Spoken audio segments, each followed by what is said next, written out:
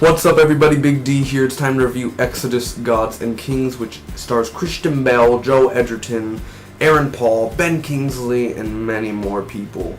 Overall, it's directed by Ridley Scott, and I'm not going to spoil nothing for you guys. I'm just going to say my pros to cons about this movie, whether you should go see it or not.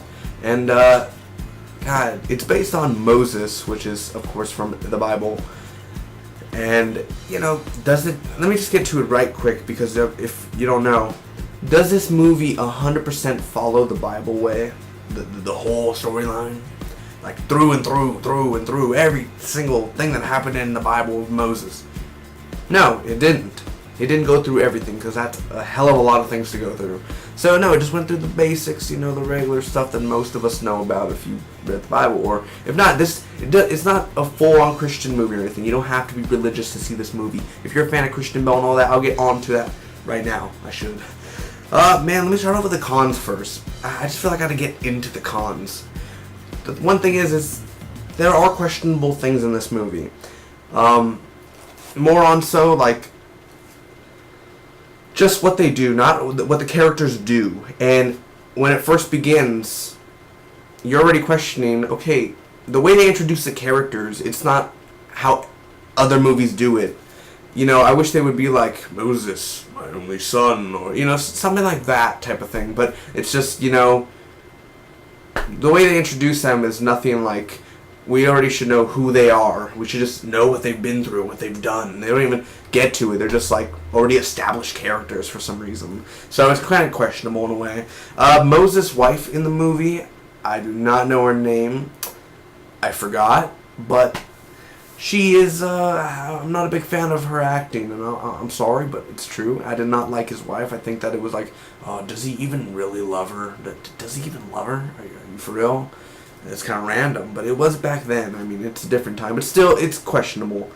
Some scenes don't make sense.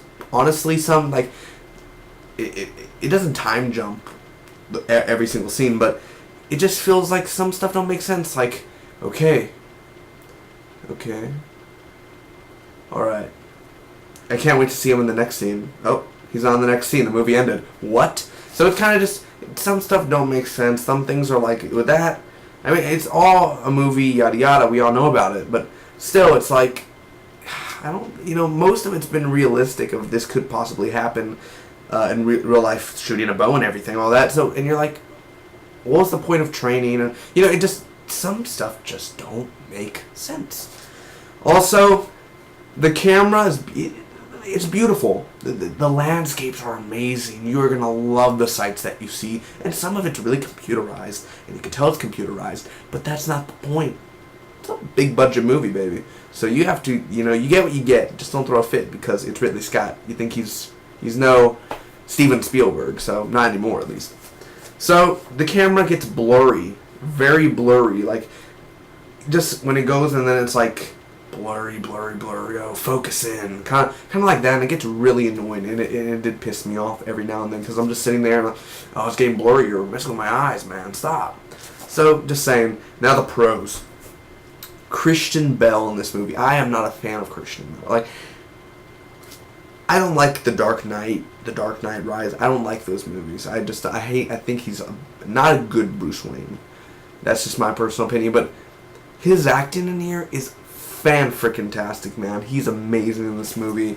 Not Oscar-worthy or anything, but it doesn't have to be Oscar-worthy. He put on a show, he entertained me, and he made me like Moses, the character. He made me invested into what Moses was all about, and how his reactions were, and his lines, all that. All the characters, like Aaron Paul plays Aaron, Joshua. Aaron plays Aaron. He plays Joshua. And Ben Kingsley. Now, also, there's one more con real quick. Ben Kingsley and Aaron Paul. They're not needed for this movie. I'm assuming if you're going to get Ben frickin' Kingsley, the man himself, if you're going to get Ben Kingsley to be in a movie, I'm assuming you're going to pay some dough to get him in there. He is not really needed when you think about it. They could have used a random actor that nobody knows. They don't need to, get big actors. They don't even have Ben Kingsley on the title list, like, go see Exodus, Ben Kingsley. Nothing like that. So, I guess just a quick job thing, do it, but still, they could have got other actors. They did good for what they did, but it wasn't necessary for them to be in there. just so go on. So pros, Christian Bale, his characters and the aging and the makeup and how they do everything. If you see Noah and how he ages through the years, we're getting the same thing, how he ages through the years, and we see his journey. Now, the effects in this movie are pretty badass. They're not bad. Yeah, some of them are a little questionable. Some don't make sense. But others are really good, and you're like, wow, I can't believe you actually did this. Or the water effects, and it's like, this is a blockbuster. This is an epic. This is something that is meant to be seen in 3D or IMAX. Most of the scenes. The action in the sequences, it opens up, like 5 minutes in, it's a big action sequence, well choreographed, and it gets your heart pumping. It gets those moments when it gets your heart pumping. It's my favorite time. The music, I just listened to the music, the orchestra, and I was like, I would actually like to own this on CD so I could hear the orchestra, because The Hobbit has good music, man. But if they had a Gods and Kings Exodus CD, I'd probably buy it for free if it was free for download. No, I wouldn't buy it, but if it's free, yeah, hell yeah. The ending, I just like the ending because, if you're familiar with Moses and stuff, I'll just give you 10. So if you'll know, then you'll like it. So it's brutal. There are moments that will make you cry, and if you do not cry, then you do not have a heart. There are sad moments. There is happy moments. Ramses. Joel Edgerton plays his part so well because you're supposed to hate the character, and if you hate him and you hate his guts, then you will feel the character's doing his job right, the actor's doing his job, he's playing this character right. So overall, this movie, it has a message overall, and I don't know what that message is. I don't know what it is, but it has a message. So you find it yourself if you see it. But overall, this movie is worth watching. Is this movie for everyone? If you're one of those where you're like, it's based on the Bible, I'm not going to watch it. Watch it. It's pretty damn good.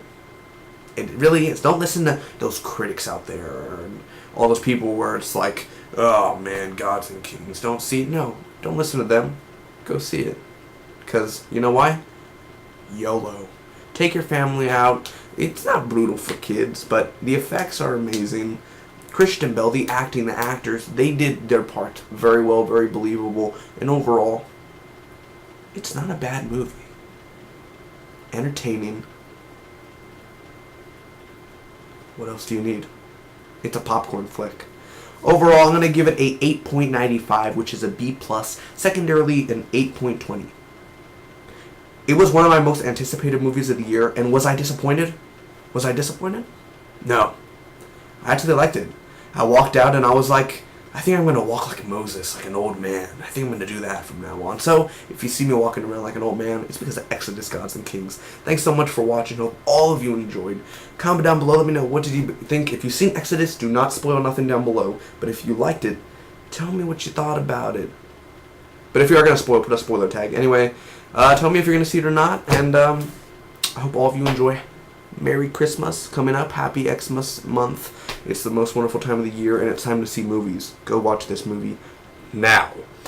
The next movies I hopefully will be reviewing is The Hobbit, The Battle of Five Armies, and Night at the Museum 3, whatever that stupid title is. See you all soon. May the Spock be with you always.